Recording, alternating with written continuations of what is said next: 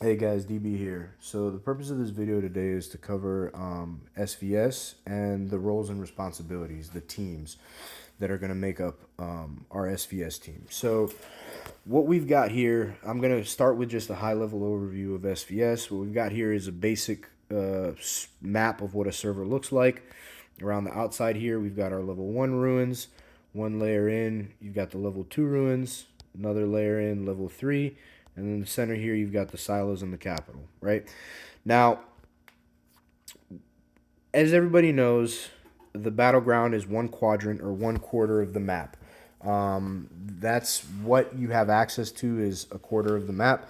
And within that, you've got 3 level 1 ruins, 2 level 2 ruins, 1 level 3 ruin, right? Now, we don't care about the level 1 ruin. Ruins, they don't accumulate any points a minute. It's 0 points a minute. You can completely ignore those. We do want to take and hold or defend level 2 ruins and level 3 ruins, and most importantly, the capital. The capital will accumulate more points than any of the ruins combined. So from a points perspective, that's the most important thing to hold for as long as possible. Now, to get into roles and responsibilities, starting from the very top, the things that everybody in the server can and should be doing is, one, trying to flip ruins. Now, what that means is that every ruin has a timer on it. When the timer runs down to 0, that ruin closes, and the ownership of that ruin can't be contested anymore. So if we're attacking, for example, and we're able to port in here and hold this ruin when the timer runs to 0, I believe it's 2.5 minutes. For the next 2.5 minutes, we get to accumulate points freely. It might be less than that, but the point is that it shields. The ownership can't be contested, and we get to freely collect points. Now, what flipping means is that you pour it in about the last 10 seconds or so, and you take ownership of this ruin, it bubbles, and then you port back out. So this is a very, very quick thing, hence the name flipping. Another thing that everybody in the server can and should be doing is trying to identify the bases that need to be ported. Now, what's most important with bases that need to be ported is finding the big players, right? So, let's say, for example, if we're on attack and we're attacking our opponent's capital, if their capital is being reinforced by a big player down here that is stronger than any of our big players, there's a few things that we can do. We can try to mass rally that big player out of there. But even with a mass rally, depending on how big our opponent is, we run the risk of losing too many troops for that to be effective. One of the other things that we can do is we can find the big player's base. Now, his main is inside the capital. We can find the base. Let's say we're here, and we can send either a single attack or a mass rally and burn him and port him out of the capital. So we don't need to attack the capital and kill his troops in order to take the capital. We just need to be able to port him out. And if we can do that enough times, we can port him out and take ownership of the capital. We can start to make it a little bit more competitive. And that's one of the ways that we can make it more competitive with players that are bigger than our biggest, right? So those are some of the things that everybody in the server can do. Now, to get onto specific roles, we have flippers, support team, and cap team. So again, flippers, as the name suggests, their primary responsibility is to flip ruins, as we covered. In the final seconds, they should be trying to move in groups as opposed to moving as individuals, because it makes it that much harder to port everybody, right? And if they move in groups, they can move a little bit quicker. One of the other things that flippers can do is they can try to be taking down unoccupied towers. So let's say, for example, there's a lot going on this level 2 ruin, a lot going on this level 3 ruin. But on this level 2 ruin, there's not much going on. There's nobody there, but there are some towers up. There are some enemy towers up. Flippers can come in as a group and start attacking towers and just spam attack those towers and take them down, right? That puts us in a better position to then take and hold this level 2 ruin because we're not under the effect of towers, right? Again, just as with every other player, the other thing that they can do is they can try to find bigs that are reinforcing the capital, or let's say the level 3 ruins, right? Find them and share their base to Alliance Chat or World Chat. And one other thing that flippers can do is, if possible, if they're MMs, they can try to put up towers. Now, when a flipper is trying to put up towers, what they should be doing is they should be trying to stick with where the bigger players are, right?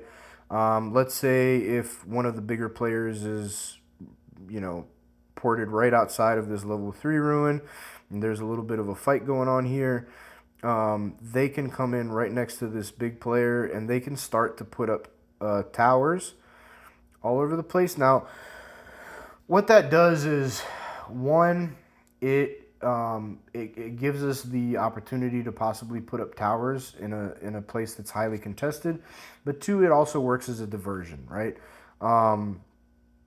If you want to port into an empty area and try to sneak a tower in, you can, but that leaves you a little bit more open to immediately being ported out. If you're doing it next to a big, it's a little bit less likely that someone will try to attack you as you're putting a tower up, because you're sitting right next to that big, right? So while they're sending their main march out to attack you, the bigger player can easily port them and not lose any troops in the process.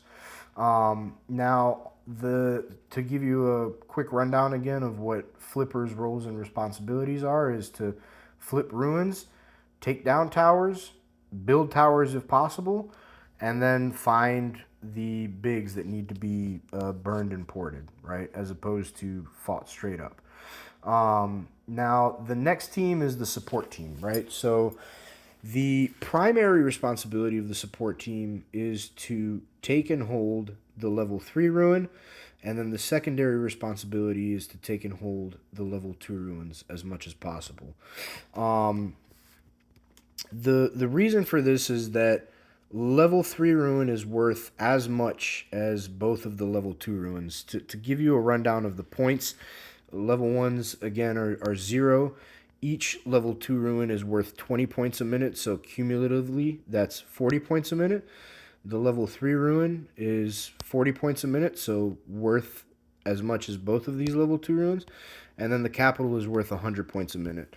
To cover this, I have a little diagram here that covers it, as you can see here. And we're only going to be covering server points. As you can see here, 0 for level 1, 20 for level 2, 40 for level 3, and 100 for capital. If you guys need to pause and screenshot, go ahead, or you can ask me for this and I'll send it to you. So again, that's what the support team can and should be doing, is try to hold the level 2 and level 3 ruins, with primary objective being level 3 ruins. The other things that that the support team should be doing is trying to put up towers. Again, primarily on the level 3 ruins, if possible, put them up on the level 2 ruins. Now, the other thing that the support team can be doing on defense is they can be, if it's needed, they can be supporting our cap team. So what that means is there's two things that they can be doing on defense to support the cap team. One is to be starting mass rallies if needed. If the big in our capital is just a little bit too big for us to port out, or for us to kick out of the capital, a member of the support team can start a mass rally to kick them out of the capital, or if needed, can start a mass rally to burn and port the base. Um, so that's one thing. The other thing that members of the support team can do is, if our opponent is trying to use our strategy against us and our big is holding this capital and our big's base is being attacked, members of the support team should be keeping an eye on that and burning and porting that base before it's able to port our big out of the capital. Um, those are secondary responsibilities.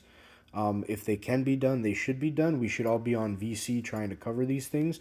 And if a big needs a member of the support team, they should be able to call on them. Again, primary responsibility is the level 3 ruin because that gets as many points as both of the level 2 ruins.